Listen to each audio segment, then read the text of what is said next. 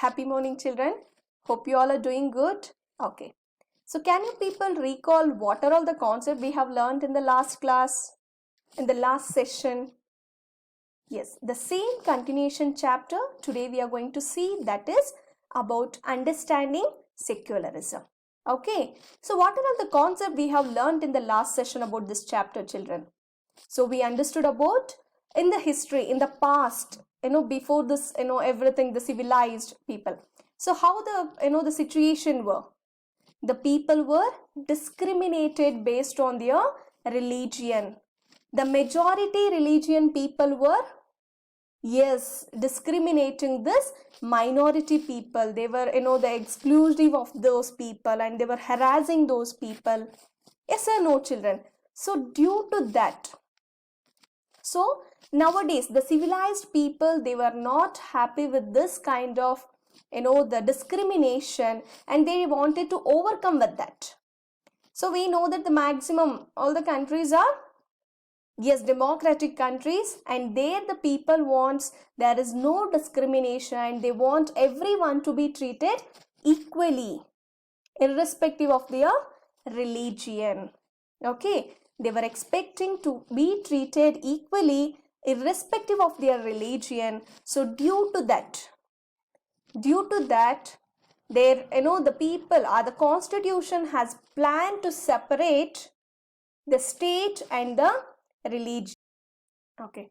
So we understood that they wanted to separate the state and the religion. So finally, the separation of state from religion is known as secularism. Okay. So even an Indian government, Indian constitution has adopted this policy. They amended the constitution and they adopted this secularism. Okay. So in today's class, we are going to see about what is Indian secularism, and then Indian secularism is different from other secularism in the world. So how it is different, why it is so important, and we'll go for a recapitulation. Okay. By this chapter is going to end. We are going to complete this chapter. Very simple chapter, children. You just understand what do you mean by secularism, what is the objective of secularism, why it is so important the secularism is in the country. Okay, fine. Yes. What is Indian secularism? So here in today's class, we are going to understand about, what is Indian secularism. Secularism, we understood that it is a process that is the separating the religion from the state. So how in India we are following that? Let us see that, children. See, the Indian constitution mandates that the Indian state be secular. So we know that according to the Indian constitution, so the Indian constitution mandates, that means it made it compulsory. It mandates that the Indian state should be secular. Okay. That means the people has to be treated irrespective of their religion, and they have to be treated equally. Okay. So that is what the Indian constitution, the main idea of Indian constitution, to have an equality.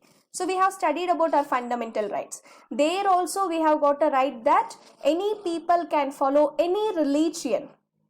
That is, their wish. It's not compulsory for them. Okay. See, one religious community does not dominate other. So the main objective of this, the secularism, or the country, our Indian constitution made it compulsory or mandatory to follow the secularism because one religious community does not dominate another. So as I told you people in the earlier, in any country, we cannot see only one religion. Yes or no, children? N number of religion people will be there. So even in India also, we can see n number of religions. It may be Hindu, it may be Muslim, it may be Christianity, it may be anything. Sikhs, Buddhism, Jainism. So as we know, one dominate, that is a one majority community, one majority religion should not dominate the minority religion. That was the main idea of our constitution to make it secularism. Okay, so that we understood that one religious community does not dominate another. So there will be no domination based on the religion. Okay. And the second point is some members do not dominate other members of the same religious community. So the different communities, okay, that is Hindu, Muslim, Christianity, that is different. We will be treating in different of the different communities. But here what happens, children? The same community, for example, Hindu religion. So let's take it as an example of Hindu religion. In Hindu religion only we have got the subcastes. Hope you guys are aware about that. Yes or no, children? So again they'll be having some subcaste. So what happens at that time? In there also they'll be having higher caste and the lower class in the same religion.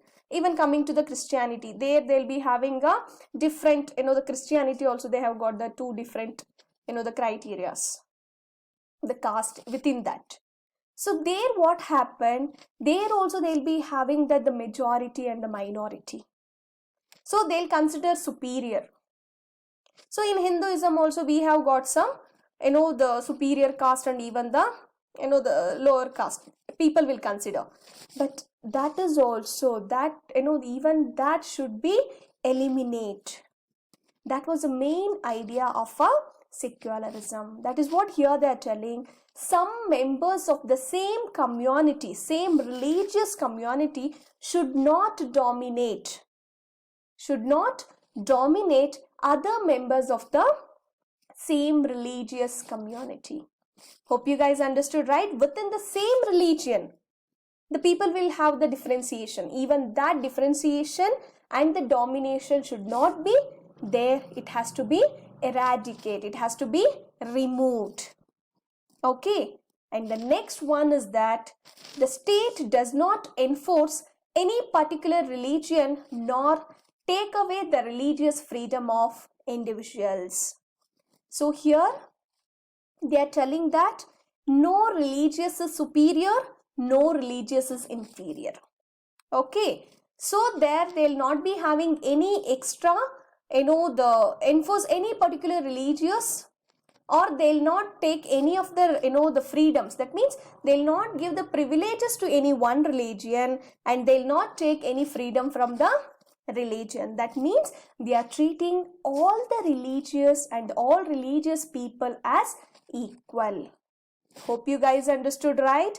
What was the main purpose or the main idea of this? Okay, so in India, Indian constitution has enforced this. Okay, so the no religion is inferior, no religion is inferior, or any, no one should dominate each other, no religious should dominate the other minority religion, or the people of the same religion should not dominate the other people. And no particular religion has given advantages and it has not given any of the freedom. Okay, every religion has treated equally. So coming to the Indian, the constitution, we have got all the, the government administrative offices. It has given the equality among before the law. We have got some fundamental rights. Do you guys aware about those, children? No, children. So finally what happens? All the freedoms which we have given, all the people rights which we have got, we all are equal under the law, we all are equal before the law, and then we have got right to use all the government properties equally. Okay, so here we can see few examples. Okay, here is one example that many government offices, we can see the government hospitals, there is no discrimination based on the religion. The police stations, there is no discrimination based on a religion. The parks, there is no discrimination based on the religion. Public transport, There is no discrimination. Yes, the same way the government schools. This is very much important, no children. See, the government schools cannot promote any one religion. Okay, so here what they are telling, the government schools cannot promote any one religion. Why they are stating like this, children? Because in government schools we can see all the religion children. Okay, we can see the Christian children, we can see Hindu children, we can see Muslim children, we can see Sikh, we can see Jain children, everyone. So that is the reason here they have given one example that, one child asked his teacher to celebrate one, the religious festival in the school. But the teacher was afraid to celebrate or afraid to accept their proposal, the students' proposal, because since it's a government school, every religion children will be there and it is not permitted to celebrate any religion festival inside the school premises. So that is the reason they have given the public holidays, that is the government holidays.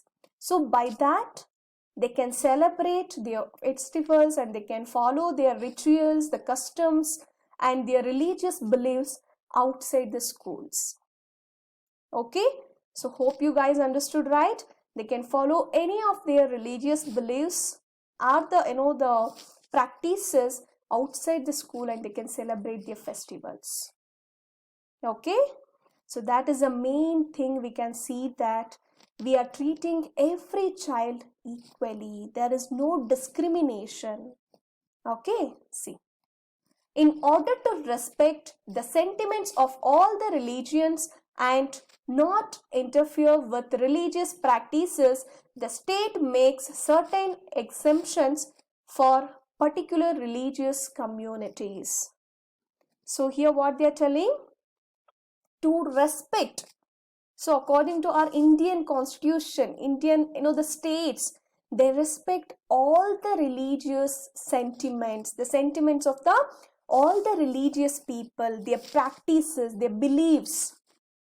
Okay, so they don't want to interfere with their religious practices. They don't want to, involve in their religious practices. So that is the reason. So that is the main reason the state makes certain exemptions for particular religious communities. So there are some exemptions. There are some exemptions. There are some privileges which has been given to the people, some religious people. For example, the Muslim people, they'll wear burqas. The religion, the government cannot question those people because that is their religious practices. The same way, the Sikhs, they'll wear the turban. So there is no restrictions for them.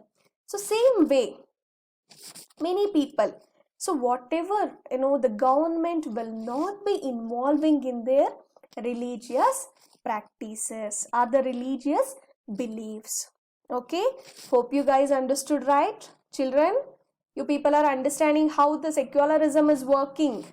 Okay, so let us see one more example, that is, see, Sikhs wear puggi. That means the turban as a religious practice, and in order not to interfere with this, allows an exemption in the law. So for example, it's there in your textbook, you can just go through.